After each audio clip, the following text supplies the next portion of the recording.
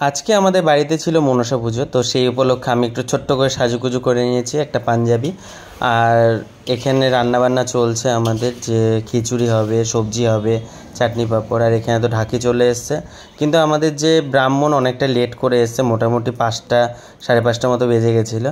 আর এখানে এই যে আমাদের প্রতিমা, নিচে সমস্ত কিছু সাজানো গোছানো হয়ে গেছে, যা যা পুজোতে দরকার পড়ে একটা মনসা পুজো করতে করতে যেসব জিনিস লাগে। আর এদিকে ফলমূল সমস্ত কিছু কাটা কমপ্লিট, ফুল একদম পুরো ডালা ভর্তি ফুল রয়েছে। আর জাস্ট এক্ষুনি পুজোতে বসলেন উনি।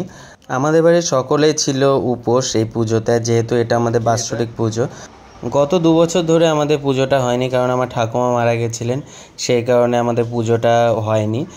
আর এখানে দাঁড়িয়ে দাঁড়িয়ে আমি একটু ভিডিও করে নিচ্ছিলাম, কারণ একদমই আমরা ভিডিও দিতে পারি না, না ফেসবুকে না ইউটিউব, কোনো জায়গাতে আমরা ভিডিও দিতে পারি না। সেই কারণে জাস্ট যেটুকুনি পসিবল হয় সেটুকুনি করার চেষ্টা করেছি, কারণ সময়েরও অভাব রয়েছে, কন্টেন্টেরও অভাব রয়েছে, সেই কারণে ভিডিও একদমই দেওয়া হয় না। এখানে আমাদের পুজোও শুরু হয়ে গেছে। পুজো করতে করতে যেহেতু অনেকটা টাইম লাগে, তো সন্ধ্যাও হয়ে গেছে। আর এখন এখানে যজ্ঞটা হবে, কারণ আমাদের প্রত্যেক বছরই যজ্ঞটা হয়।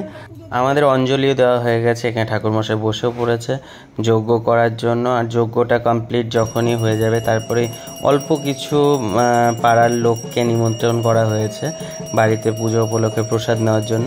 তারাও আসবে, তাদেরকেও প্রসাদ বিতরণ সমস্ত কিছু করা হবে।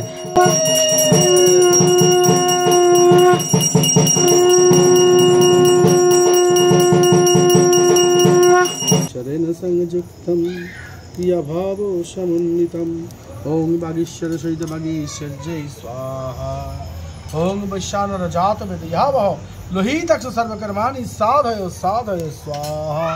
যজ্ঞ এখানে প্রায় শেষ মুহূর্তে।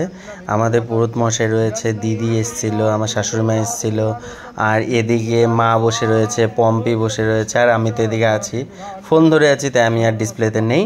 যাই হোক, এখানে একটু স্লো মোশনে ভিডিওটা করেছি, এত ভালো লাগছিল আমার দেখতে। জানি না কেমন লাগছে, তোমাদের কেমন লাগবে তাও জানি না। একটু ক্লিপ নিয়েছিলাম, সেই জন্য তোমাদের সামনেও এটা একটু তুলে ধরলাম। আর আমাদের যে ঠাকুরমশাই রয়েছেন, ওনাকে আমি দেখছি আমি যখন ছোট তখন থেকে, মানে আমার যখন আর কি বুদ্ধি হয়েছে তখন থেকে আমাদের বাড়িতে উনি পুজো করেন। এমনকি বিয়েও উনি দিয়েছিলেন, আমার বিয়েটাও ওনাকে আমি নিয়ে গেছিলাম, কারণ আমার শখ ছিল যে উনি আমার বিয়ের দিন উনি আমাদের বিয়েটা পড়াবেন, সেই কারণে ওনাকে আমি নিয়ে গেছিলাম। যাই হোক, অনেক কথা বলে ফেললাম, তবে ভিডিওটা কেমন লেগেছে অবশ্যই কমেন্ট বক্সে কমেন্ট করে জানাবে।